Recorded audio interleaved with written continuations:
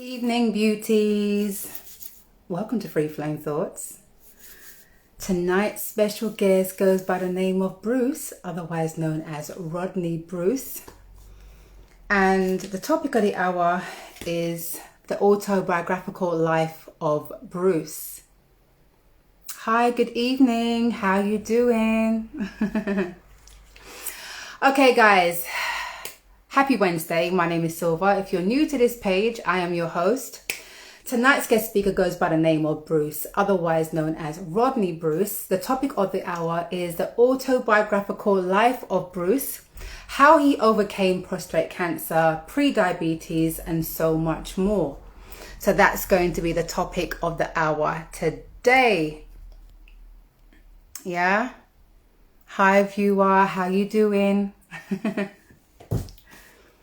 So let's just wait a moment for Bruce to pull up on the live. Yeah. Let's give him a nudge. Let him know that I am ready.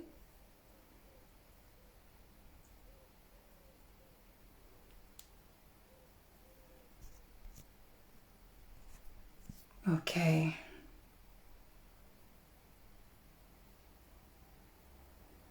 Bruce, where are you? Where are you?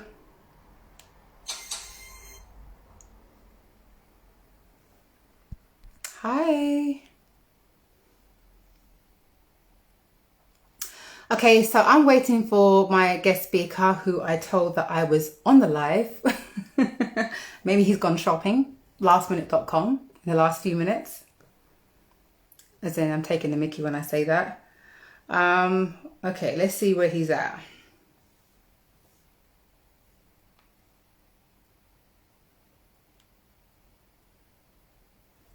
Okay, hi.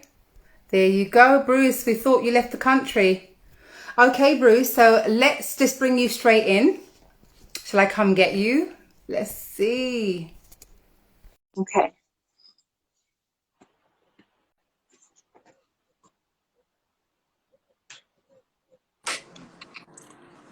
Hi, Brucey. Hi there. You okay? Good. I'm all good. Let's sit a little bit further back because all I'm seeing is forehead. Yeah, that's a lot better. Hi. I am. Hi to people in the comments box. Thank you for joining us. I'm going to send you some love hearts to the viewers. Okay, Hi. good evening, Bruce. How are you doing? I'm all good. I'm all good. I'm all good today. Thank you. Super. Let me ask you how you spent your day leading up to this talk this evening. What have you been up to? Work. Well, kind of work. I spend my days as a personal trainer. Super. So that's what I do. So you've been preoccupied today with fitness and stuff, yeah? Yes, that's what I do. Yeah. Okay, super. Welcome, Bruce. It is officially, I think, your second time here. The first time you were on a multi-poetry night where I had so many poets coming in and doing their thing. I'm about to have another one of those very soon, but tonight it's your own exclusive talk, and we are talking about your autobiographical life of Rodney Bruce. Yeah, how you overcame prostate cancer, pre-diabetes, and so much more. But before we get into your handles of what you do and what you're known to do, and also your book, To Hell and Back, we're going to talk a lot about that. Hopefully you have it to hand today. Let's talk about the soul of Bruce. Let's get into that a little bit. So let me unlay you as we go along. Yeah? Sure. Okay. So tell us a little bit about who Bruce is. So who is Bruce? Bruce is, how would I describe myself? I'm an author. Is that who you are, or is that what you do? Who is Bruce? Who's Bruce? Okay, Bruce is a conscientious, thoughtful, try to be thoughtful.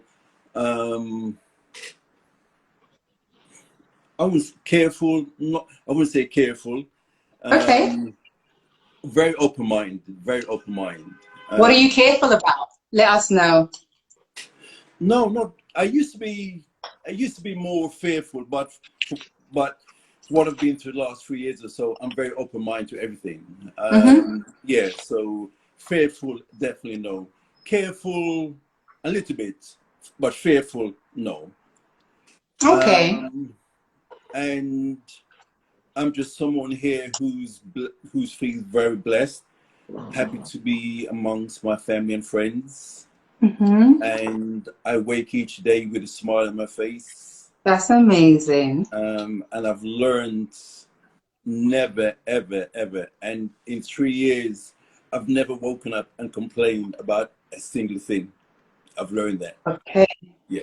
That speaks volumes in itself, doesn't it? Yes. So whatever it is, tomorrow is always a brighter day. So when people say to me they're having a bad day, I always say to them, your day could get so much worse. So bless each day that comes to you. That's my take on life. Absolutely. Yeah. What is your origin? Where are you and your folks from? Sunny Jamaica.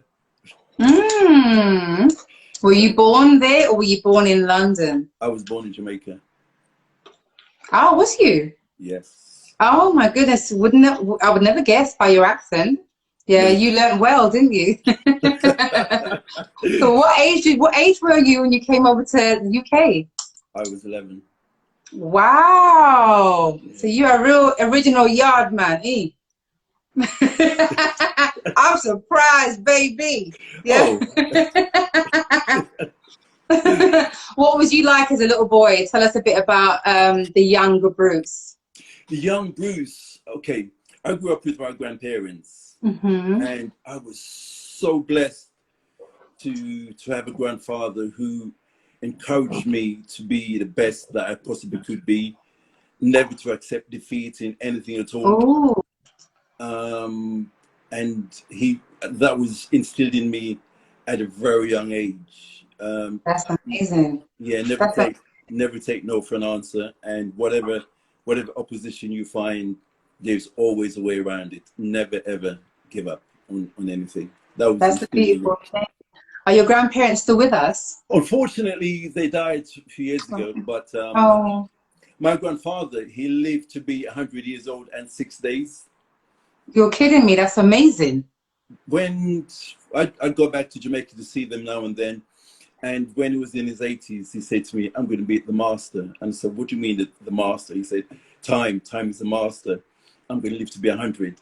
And he lived to be 100, and he died 6 days after that. Okay, well, I always say that I'm going to live till I'm 1,000, which you know is not realistic. So 100 would be cool. I can rock a granddad with that one. Yeah. That's amazing. Yeah. So as a child, how were you? How would you describe yourself as a child? Very active. Growing up in Jamaica, I was very, very active. I used to fight a lot. Did you? Were you the trouble? Or were you troublemaker? Did you start the trouble? Did you done the trouble? Which one was it? I used to finish trouble. So it came to you, and you're like, all right then. Yeah, okay, that's all right. I can rock with that. Yeah. As long as you're not the fire starter, it's all good, isn't it? Yeah, so that was good. Yeah. I could never start it, but if it came my way, I'd never run away from it. My grandfather, he said something to me when I was about 7. He said to me, Bruce, as a boy going to school, you're going to get into trouble, you're going to fight. But I promise you this, if you come home from school one day and you tell me someone's beating you, I will beat you. But if you're going to beat, exactly. You know, we've all been taught that. Yeah. But he said, if no one ever beats you, I'll never beat you. So make sure they always win. So that always stuck in my head. So did Bruce ever get broke up? No. Okay, all right, fair enough. No. Done him proud. Okay. So that's describing elements of what you were like as a small child. How would your family and friends describe you now? The adult version of what you was. My family and friends, I think they would describe me as someone who's probably somewhat thoughtful, emotional. I have a mischievous side, a thoughtful side, and someone who likes to live life and with my family and friends, they I'm lucky because I can count my friends on more than one hand. Oh, that's a good thing. That's so like, That's a beautiful thing. yeah, it's a beautiful thing, Mm. and they're people that they will tell me exactly what it is. So I don't have any airs or graces, and I'm very blessed to say that I've got true friends. So That's a beautiful thing. What a blessing. Not everyone can say that, for sure. yeah, Not in this day. exactly. Yeah. Mm. What I find interesting, viewers, as well as to you, Bruce, and I speak to myself also in this moment, is when we describe ourselves, either as a child or especially as an adult, we never say anything negative. I do. And I know Sandy would. Sandy raw as hell. Yeah. Yeah. So Yeah. I always find out, viewers, in all honesty, yeah, if you are a genuine, transparent person, Yes. either in the comments box now, but bear in mind that when this video gets posted down and downloaded to the actual page, your comments disappear. It's just a, yes, Instagram, this is what they do. The comments does not remain on the page.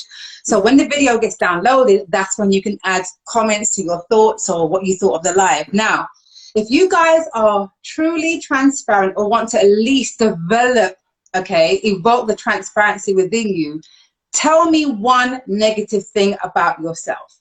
And it sounds negative to even ask that, but here's why I'm saying it. We only say things that are Snow White, and it's not realistic. It's not realistic. Okay. I've spoke to so many people on this platform, and they always say, I'm this and I'm that. And no one says, Sandy's the only one, I think. Yeah. More likely the only one like me that be like, listen, I'm this, I'm that. I could be, and that is an art, to be real transparent.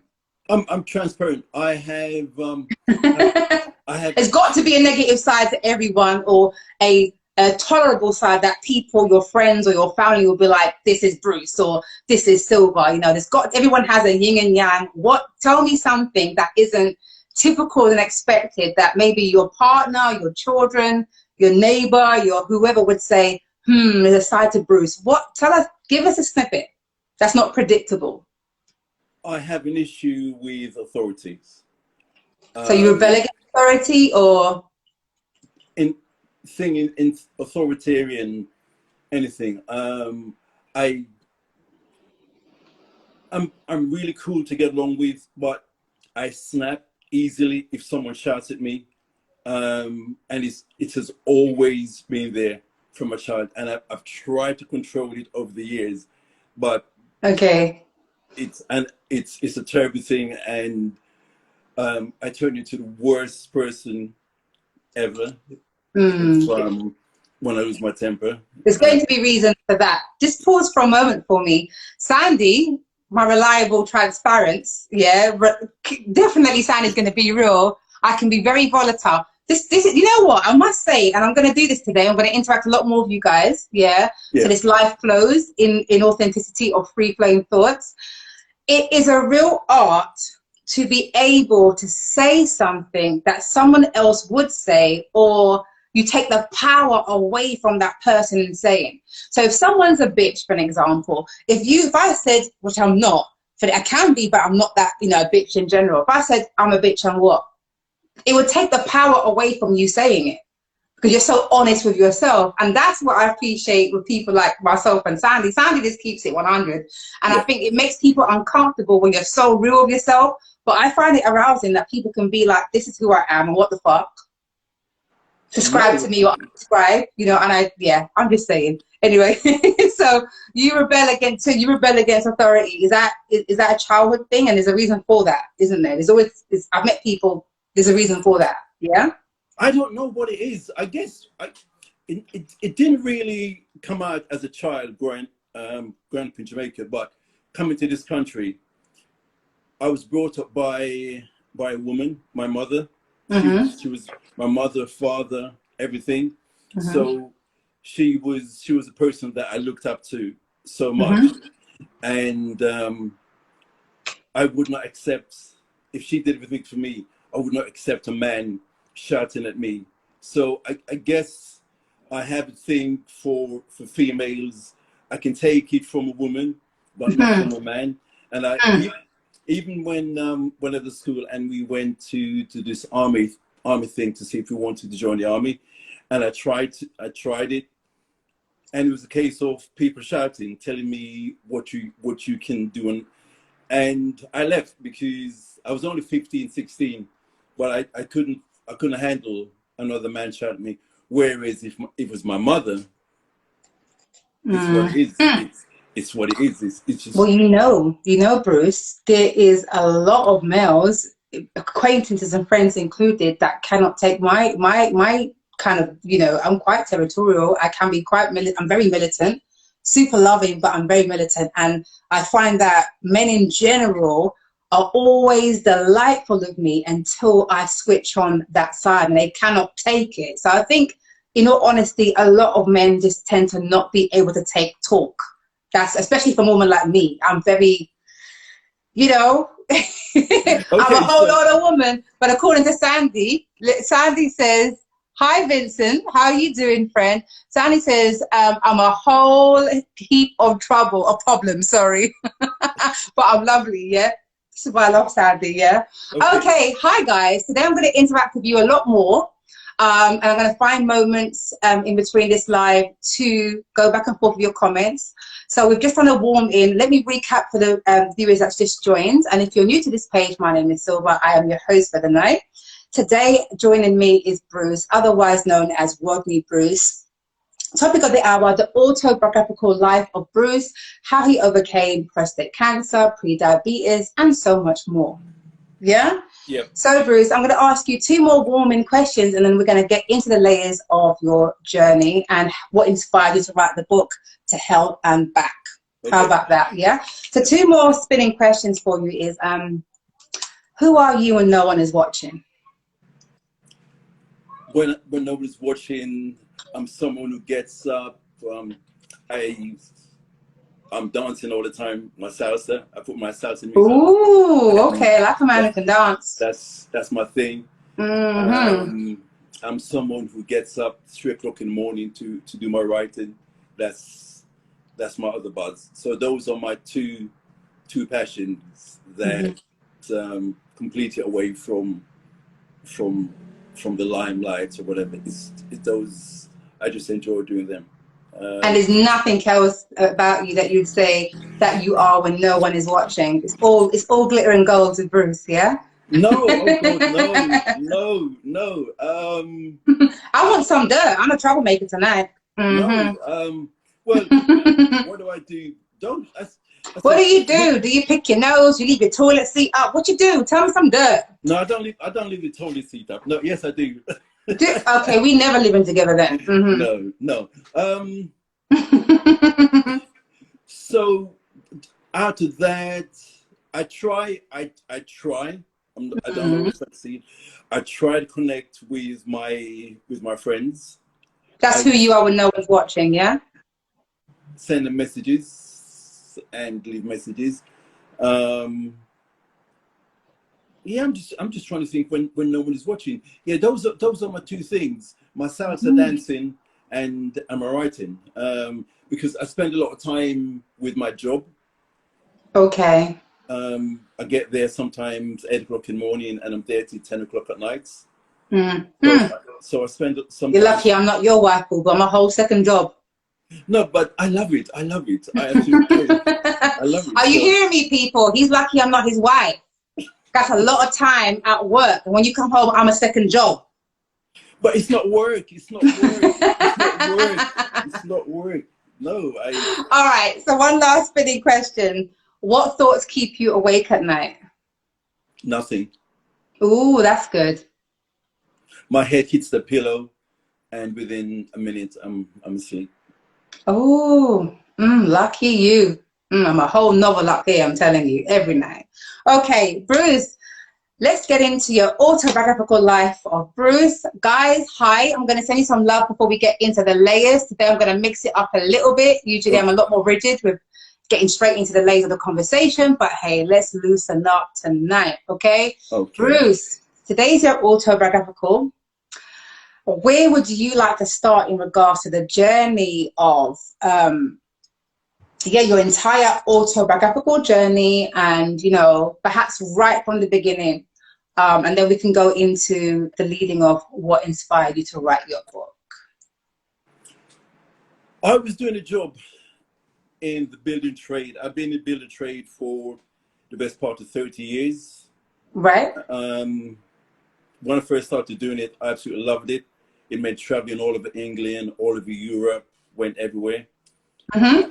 And yeah, absolutely loved it. But after me doing it for 20 years or so, the novelty wears off. It's just me staying in a different hotel, just eating bad food. That's all it is. It's that's what it felt to me anyway. And I remember years ago, I wanted to do something else. I felt I wanted to write, and because I had a passion to do writing. And but when you're working for yourself and you've got other people who's underneath you, it's kind of difficult just to say, I'm going to stop and give this all up. Because we live in a weird world. We have bills and we have things to deal with. So I continued doing what I was doing, but I was slowly falling out of love with what I was doing. And when I was young, I did a job once and I absolutely hated it. And I promised myself I would never do anything again for money, which I hated. Absolutely. And it was getting to that point where I don't know about hating it, but there was nothing about that job that was holding my attention apart from the money. Okay. So I'd gone to Jamaica for a holiday. I'd been Canada to see my sister. Then I went to Jamaica to see my mother, came back to find myself going back to Bournemouth, which I was down there for about 3 months. And I had to go back there to finish off something. And I was there doing like 23 hours a day on my own. Just, it was crazy. I did it for about 3 weeks. And when I came back, I thought, I need to get out of this. But again, I've got people working for me, the job, etc., etc. And I found myself working a job in London. And one day I was going to the office to pick up some materials. And I had an accident. What was the accident, if you don't mind me asking? I had, I was driving to my office somewhere to Chelmsford, and basically the person in front of me stamped their foot on the brakes, and I tried to go around them to miss them, and I did, but I lost control of my van. Oh my God. And I ended up in a ditch. So when I ended up in the ditch, I kind of felt something was wrong, because half the van was written off, and I was thrown down the passenger side footwell. I got up to try to get out of the van, and someone had stopped by then and came to me and said to me, "Stop, don't move, or you're hurting." And I said, "Yes, the side of my neck is hurting." And I said, "Don't move." And they just held my head like that and said, "We're going to call 999. So they called 999 and emergency service turned up, ambulance, police, fire brigade. They had come out of the van, put me on a stretcher, took me to the hospital, because I had an accident about 5 o'clock. I ended up in hospital about 7 o'clock that evening. I was supposed to go in salsa as well, so I missed my salsa. So I'm in a hospital now, and it's about 12 o'clock at night. And I asked one of the doctors, when am I going to go home? And he said to me, "Haven't they told you?" I said, "Told me what?" He said, "You've broken your neck." Oh my God. Ooh. And it was like, okay. So in my head, if you break something, you can fix it. That's and then he said to me, "Because your neck is broken, we now have to check, make sure that you're not paralyzed." Oh. And that's like a different level, because I've been strapped down for all this time, and I imagine I'm lying down and I can't do all the things that I used to do. So they ran these checks to me, came back and said, you've just broken your neck, you're not paralyzed." And I had a stupid grin on my face, and you probably thought, this man is mad. But the fact that I wasn't paralyzed is a miracle. Yes. I'm alive and I'm not paralyzed. So whatever else is going to happen, I can get over that. So how And long did you spend in hospital? I spent the day in hospital, and the next day, one of my friends came to pick me up. Hmm. Um, I What was did it feel like having a broken neck? Because thankfully you wasn't paralyzed, but what did it, did you have direct pain? I'm thinking, or was a shock? Did you not feel the pain for days or weeks after? Tell us a bit about what that felt like. the pain was absolutely excruciating because what Mm, happened? I broken two bones, C6 and C7, and they're the mm, bones that controls down your right hand side, and I ruptured my right shoulder as well. mm. So um, I hated going into any cars, any vehicle at all, because the jolting, just a slight jolt, would, Yeah, I've had a bad accident too, and yeah, I'll tell you real quickly, guys. I got knocked over terribly as a child. I mean, horrifically. So I'm still trying to get into a car.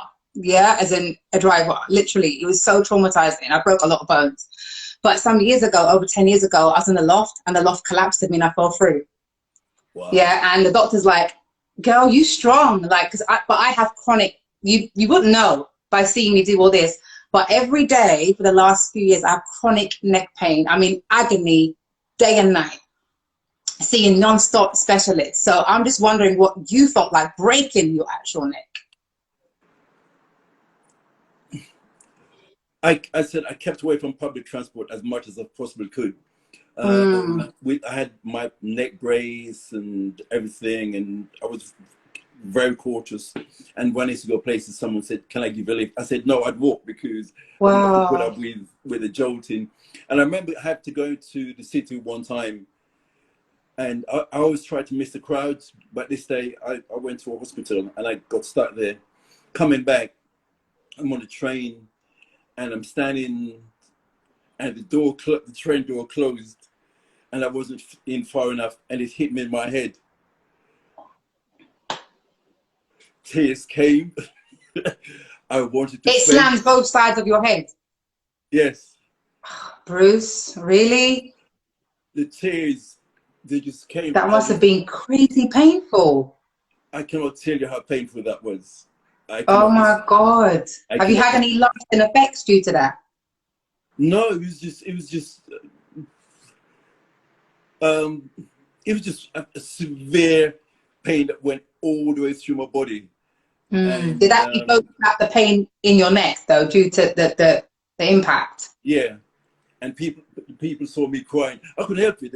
It was just so Oh my bad God. that So how long ago was the actual accident? Let's recap. how The long? car accident. It was July 16, 2018. Okay. So since then, how's your injuries healed along, on that journey before then, the prostate? How long has it taken you now, would you say? Are you still experiencing any neck pain or any other physical pain due to the accident? No, not really. I have about 80% maneuverment in my neck. They said it would never get back to 100%. So Wow. I do a lot of neck exercises, a lot. Me too. Every morning I wake up, I Mm, spend about 10 minutes doing all that. Um, Surprisingly, something happened a couple of months ago, and I hit my shoulder against the wall, and I felt that severe judder all the way down my mm, body again. So I mm, was told that that although his neck is healed, but you'll always have that feeling that it's never mm. going to be 100% right. So So before we wrap up that side of the conversation in regards to that particular first accident, do you drive now? Have you got back into a vehicle? I've gone back into a vehicle, but no, I don't drive every day, because where I go to work, I can just get a bus. It takes me 15 Mm. minutes, and if I get stuck, I jump in an Uber. So So no, you're over the trauma clearly of that. Okay. no. No. Okay. Okay. So Yeah. what happened next in regards to your medical journey? Was it the prostate or was it the pre-diabetes? Let's get into that. Well, when I had the neck issue, I was going backwards and forwards to the hospital, Mm. taking all kind of blood tests, and they said they suspected that my PSA level was too high, and Mm. they wanted to run some tests on me. But because I had this full neck brace on, they weren't able to to do the full diagnostic on me. So it took a lot longer than expected. Eventually, when they did everything, I had to go to see. No, they called me on a Thursday. Said, Bruce, can you come in for us to do this test? So I went on a Thursday. They said they get back to me within 2 weeks. I got a call back on the Saturday saying I need to come in on a Monday because they've got results. So I'm thinking, if it's within a couple of days, then something's wrong. So I turn up at the hospital on Monday morning and tell them I've come for my results and I need to go see someone. And the person I'm talking to is telling me that I'm at the wrong hospital. And I'm saying, no, I'm at the right hospital. He said, no, you're at the wrong hospital. And I'm in a lot of pain here. I'm taking all the medication, but I'm still in a lot of pain. And we're talking for about 15 minutes. And he's still telling me I'm at the wrong hospital. And the tears of frustration, you could see I was so frustrated. He said to me, okay, sit down and I'll sort that out for you. What was the tears for? Were you in pain or just? I was in pain and frustration. I'm trying to explain to this man that I need to see someone here. And he's telling me I'm at the wrong hospital. And I sat down 5 minutes later, called me back and said, okay, I found where you're supposed to be. You should be at another hospital. I said, oh, you sure? Oh, you sure? So, okay. Yes. So I come out of the hospital, go to get on the bus, and my phone rings. And this woman, she said, is that Bruce? I said, yes. She said, where are you? And I said, I'm just about to go to the other hospital. She said, we've been looking to you for the last 2 hours upstairs.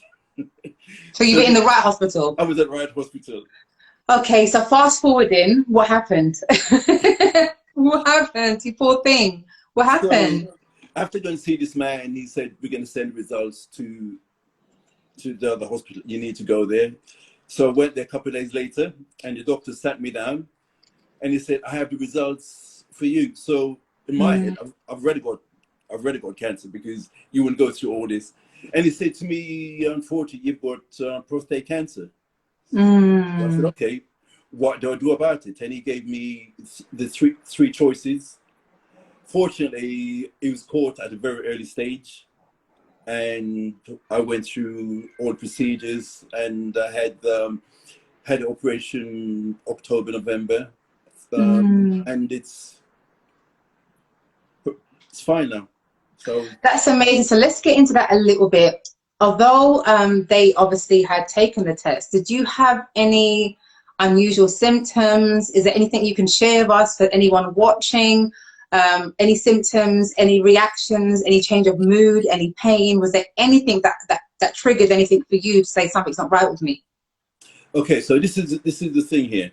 Leading up to the operation, I kept asking all these questions because I had no symptoms at all whatsoever. Nothing whatsoever, because I was working, kind of semi-working as a trainer, and I've always been very fit.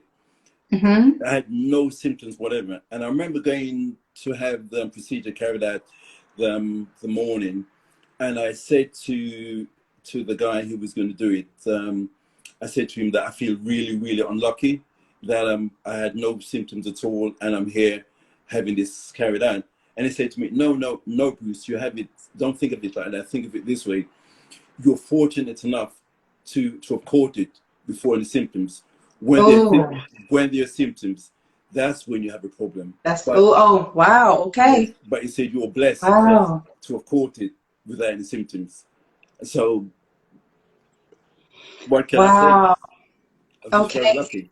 Before we go to the comments at this particular stage of the conversation, can you share with us, if you don't mind, what the process was in regards to the healing journey and eradicating that part of your prostate cancer? As I said, they gave me 3 options. Would you mind sharing what those 3 options were? I'll tell you what the three options they gave me. One was to remove the prostate. Two was to have radiotherapy, and 3. So upgrade the surgery, did you say? No, radiotherapy. Oh, radiotherapy. Okay, yeah. And 3 was brachytherapy, which is putting these radioactive seeds within your prostate, and you can only have those if the prostate is still is young, is still deep within the prostate.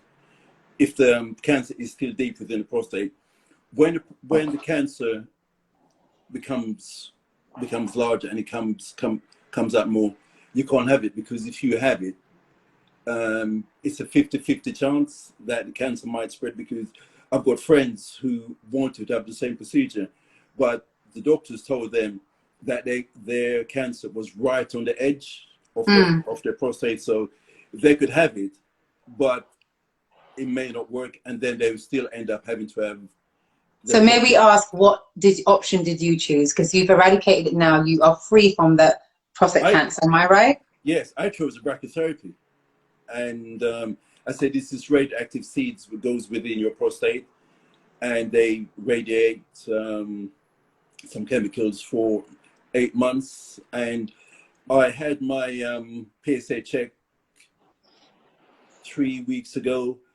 When I had the procedure, my PSA level was 15.9, and I had my checkup about 3 weeks ago, and it was 0.3. So I'm really pleased. We are really pleased that it's turned that fortunate for you. So you had the prostate cancer before the pre-diabetes alert? No, it was when I was having all these different tests. They said I was pre-diabetic as well. I was like, oh my God. What else? I've done bloods today. I'm hoping nothing comes back. That's going to be what else can there be? And again, it was something which I said I've always looked up to myself, and I did some courses in the meantime, and it's just simply things that, as a personal trainer, I now know to get rid of some diabetes. So it's a case of changing dietary and being food conscious, yeah? The conscious eater, which is what I call myself, a conscious eater, yeah? And most importantly, physical fitness. Of course. That is very, very important. Yeah. So those things I thought myself. Wow. Well, why don't you take a moment to sip on tea, wine, or bite your nails whilst I look in the comments box. Okay. Hi, viewers. How are you feeling about tonight's live so far? For those who've just joined, we are with guest speaker Bruce. We're discussing the topic of the hour, the autobiographical life of Bruce, how he overcame prostate cancer and pre-diabetes, and we're at that part of the conversation. Let me have a nose around the comments box and see what people are saying. Guys, I can do the hug today with some love hearts, and so I'm sure Bruce can. So can we have some more hearts, please? Whiskey and Coke. Do you know what? I haven't had any drinks for a while, have I, Sandy? Tomorrow? I know we're meeting.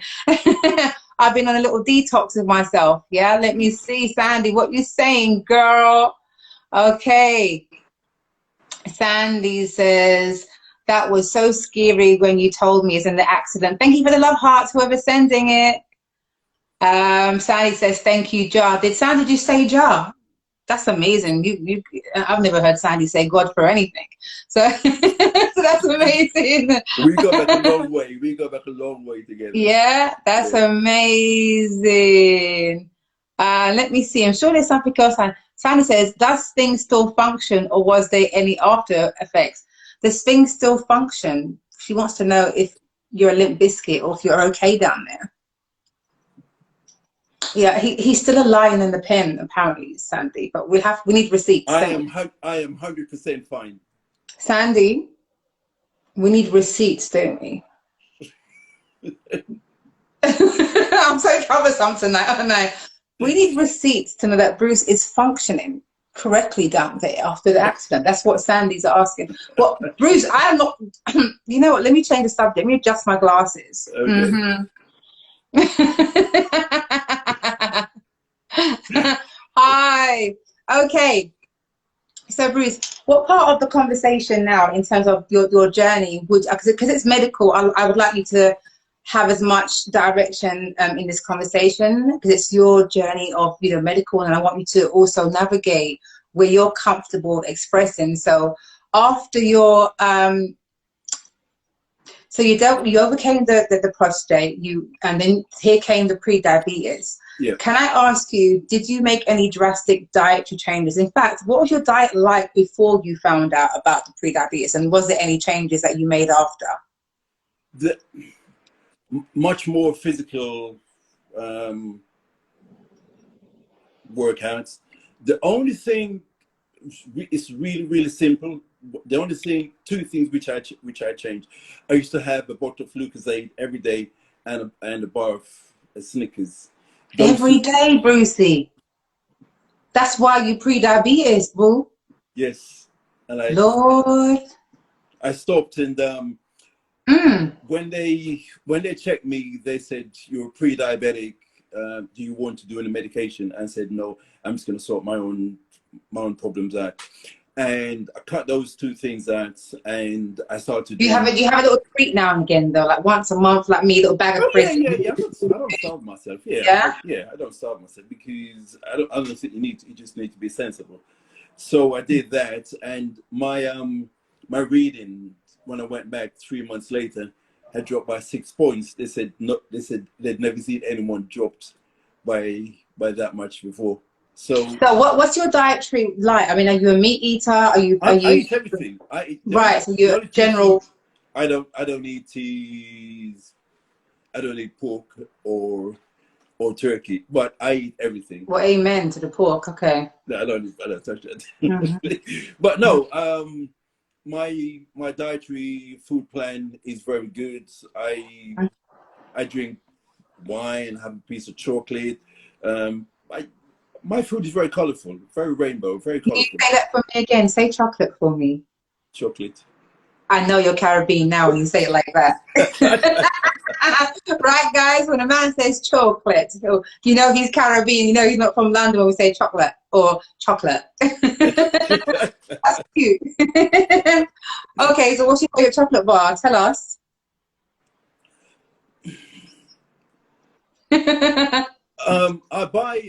Now and then I buy a bar of protein chocolate bars. But this is the thing, this is the thing. I didn't know about this only the last few years or so. I found out that from my father's side, there has been a lot of my relatives who are diabetics, and wow, it's within your family tree. Okay. And they've lost limbs. So because of that, I'm kind of like careful. You've got an angel on your side. Sandy's saying nothing like a bacon sandwich. Sandy, do you want me to burn some sage on your ass tonight on this live? Fire upon the bacon, yeah? Although to each their own. I used to eat pork. I probably haven't had it when I was in my, I don't know, maybe 20. But it's to each their own. To each their own. My family still does the whole pigfoot madness, and coming from a mixed origin background, Jamaican, Dominican, they eat all sorts. But I guess I made different life choices myself. But that's just personal, It is, yeah. So Bruce, tell us what inspired you to write the book To Hell and Back. Where did the inspiration? Because you are a writer, performer, poet, and now author. Is this the first book you published? The first one. All right. So I'm going to ask you about the inspiration behind it. Then I'm going to ask you to share with us, for those who don't know, how to go about publishing your own book. Whether you are self-published, I've self-published before, but whether you're self-published or whether you are, registered with a company. So let's go back a little bit before we go forward. What inspired you to write the book? I've always had an idea about writing a book. This stems from many years ago. And I think when I broke my leg and I couldn't go back to work, I thought this would be like the perfect time to do so. And I started going through all my poems, and I bless her heart. She was there with me from the beginning. Sandy. Who's that? Sandy, of course. Yes. Nice for you to mention her. Cool. Yeah. we spent a lot of time going backwards and forwards, and said, okay, we're good with this, we're good with that. So The Hell and Back is a poetry book. It's a poetry book. Right. Yeah. Okay. So. Okay. How long did it take you to write the book? Well, the poems, they're from the last 10 years. So it's a collection of previous poetry. Yeah, it's a collection. How long did it take you to put the book together? And are you self-published? Self-published. It took me about 18 months. Mm-hmm. Yeah, mm-hmm. to get this out there. When you first received your copy through the door, did you cry?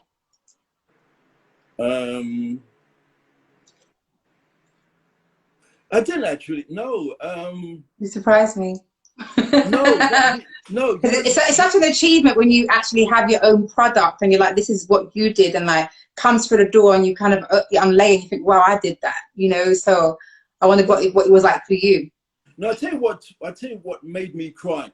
When I think back now, about 6-7 months ago, when I spoke to a nurse about my PSA, and we were talking, and she told me what my level was, and I got really emotional about it. She said, "Yeah, I can understand from where you were to what it is now."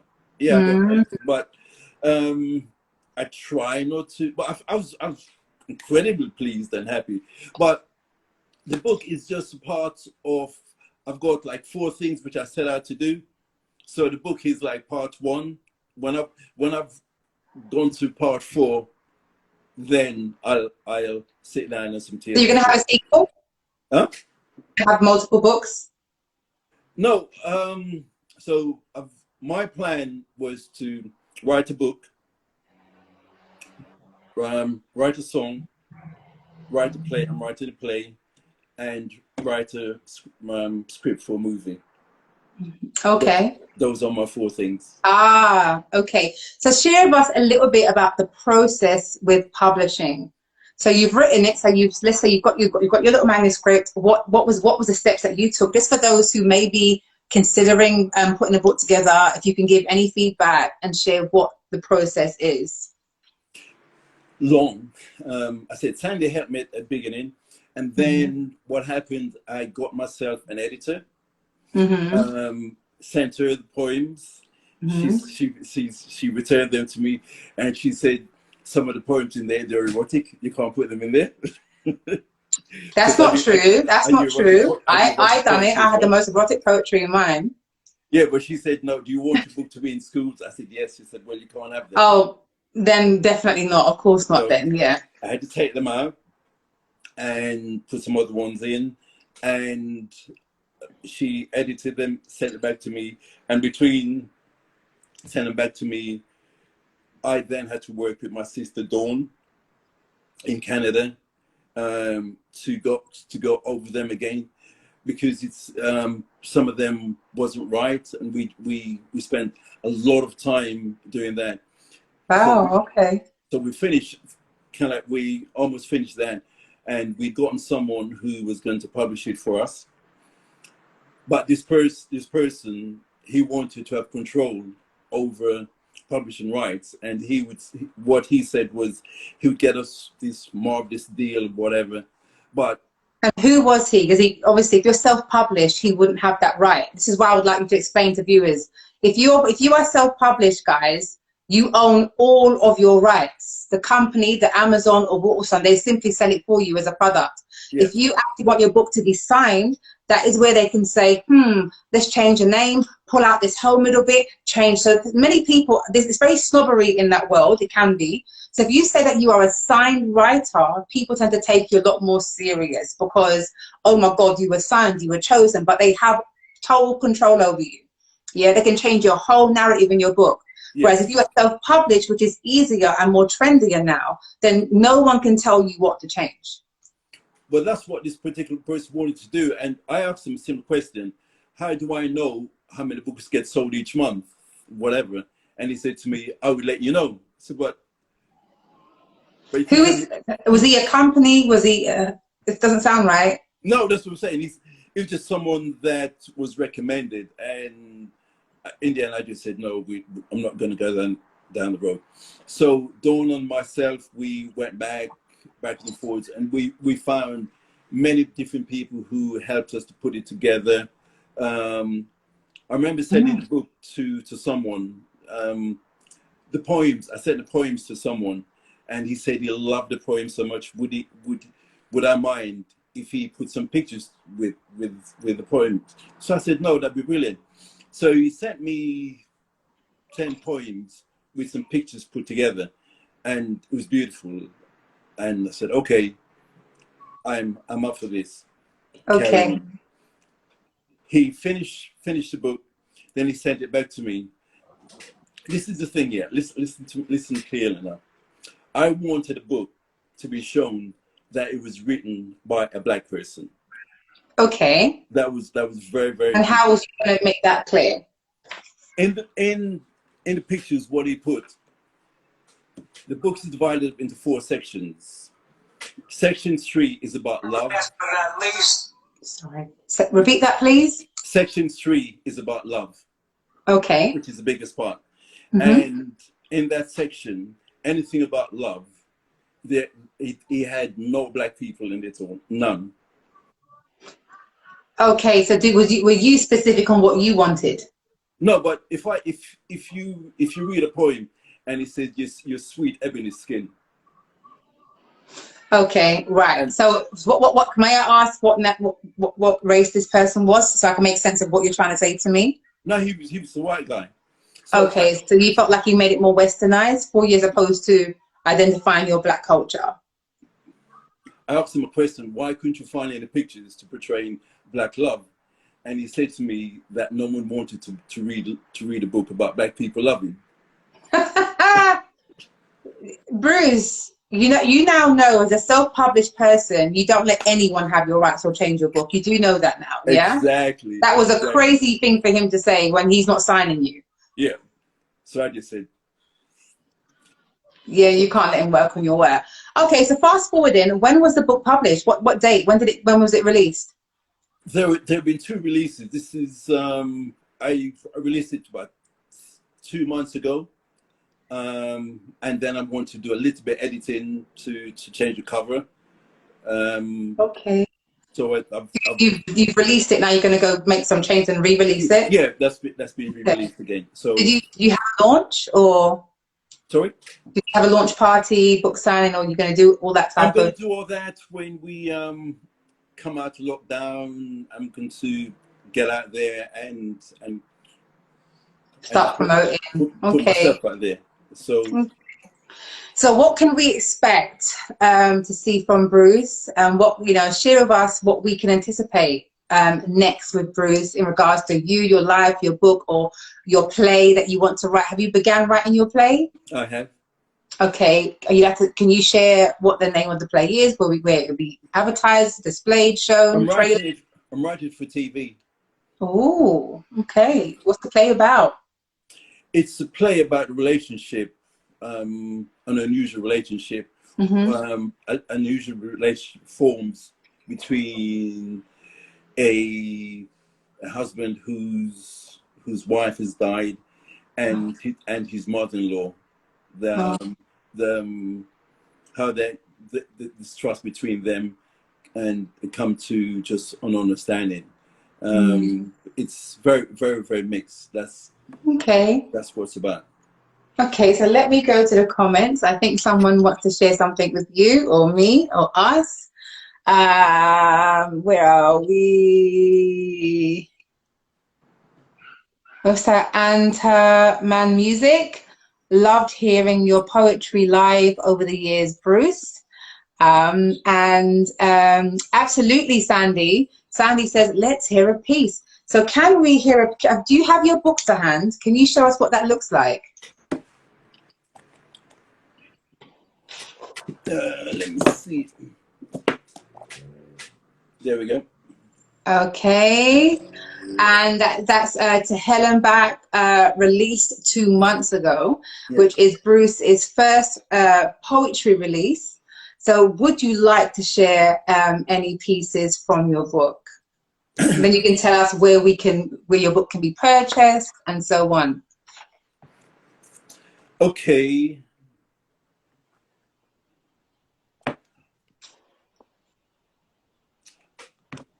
I'll read one for you. It's called Your Beauty. Okay. Every charted line on your face tells a story.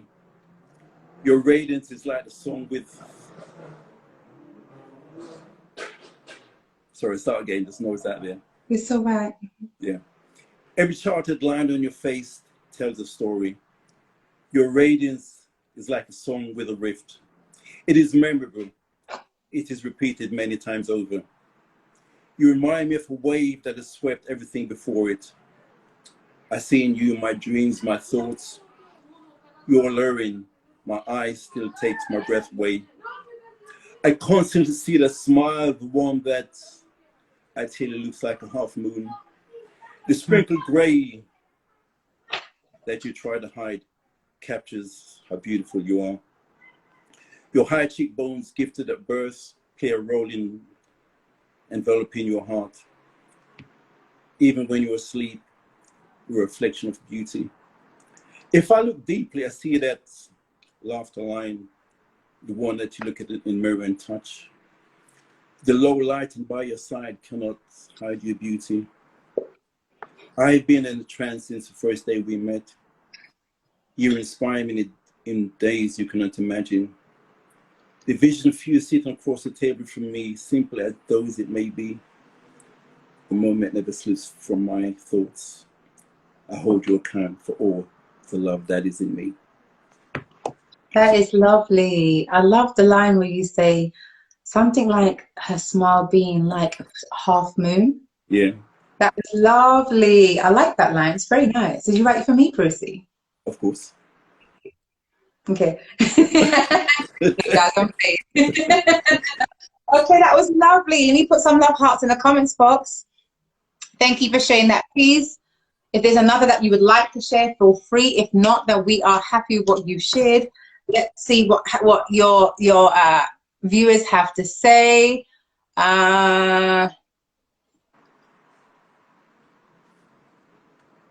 So Antama Music says, congratulations on the release of your book. Good to tune in. Yeah? Mm-hmm. Is there another for us that you'd like to share? No pressure. Feel free. Okay. This one, I'm going to give a little story about this very quickly. Yeah, please. Many years ago, I went to work one Saturday, and I had to go in through security. And there was this stunningly beautiful black woman, and finished my work, came back and walking out. And I had to tell her, that's the kind of guy I am. If you're beautiful, I will tell you. And I just said to her, you know what? You're absolutely stunning. I just think you're the most beautiful woman I've seen for ages. Well, thank you, Bruce. No, joking. Go ahead, I'm playing. Go. And she said, you think I'm beautiful? I said, you're stunning. And why is no one told you? She said, no, because people think that I'm too dark. I said, oh my God. You're stunning. Never let anyone tell you that. She was like really, really dark, but she was stunning. I love a dark skinned man, Lord. So I came away and I thought, I've got to write a poem. I've never seen that woman since, but I wrote this poem because of her. Oh, thank you for sharing the intro. Oh, I can't wait to hear it. Let's hear it. It's called Love Your Skin. As long as God gives me the power to breathe, I promise to do my best to give it all the loving you need. Won't get close to the skin you're wearing. In our minds and bodies, we have so much to share in. Won't get close as it feels so right. Closer, closer, closer than airtight. Love the way you look. Love the way you cook. I imagine I'm going to love your taste. I'll never give you your loving in a haste. Love your smile and crazy about your style.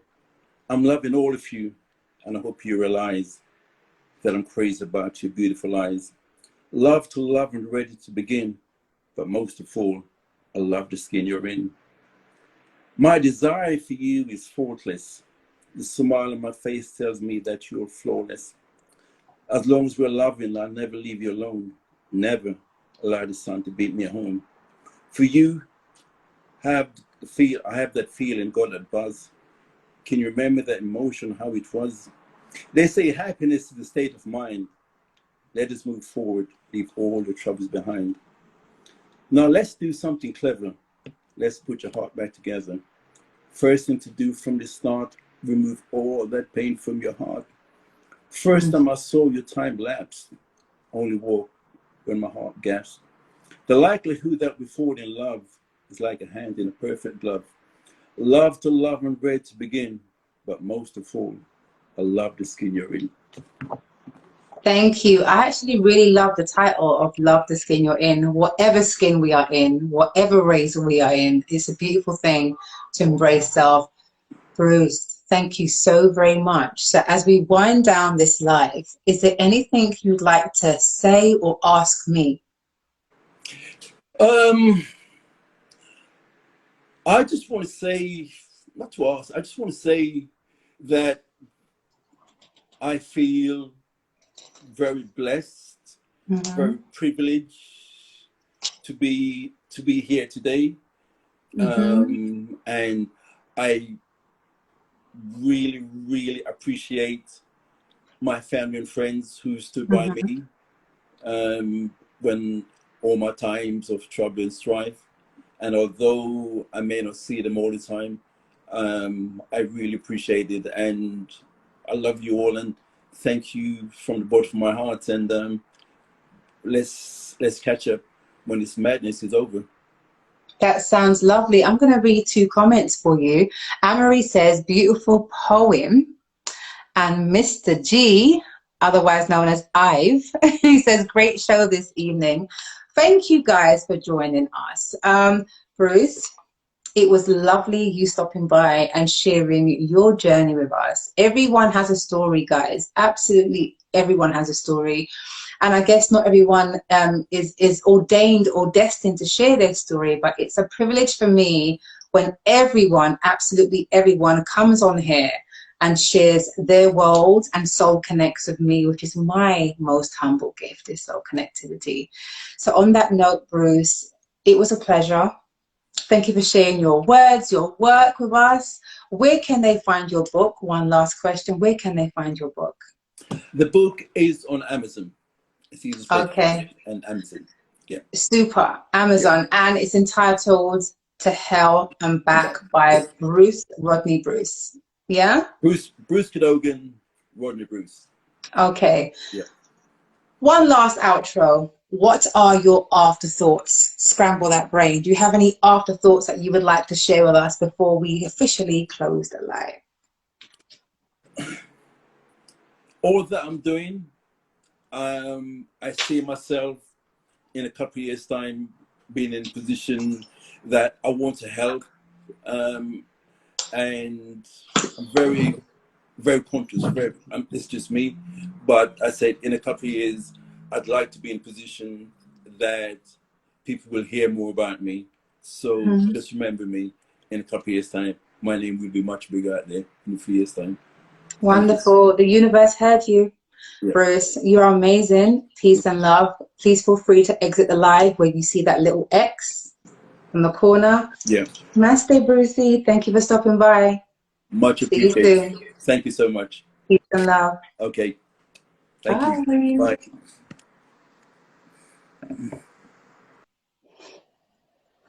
Hi guys, that was amazing. I always appreciate hearing people's journey, regardless of what it is.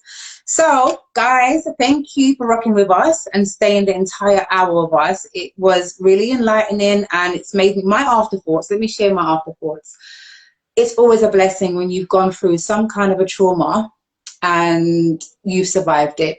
And remember, there's a difference between surviving and overcoming.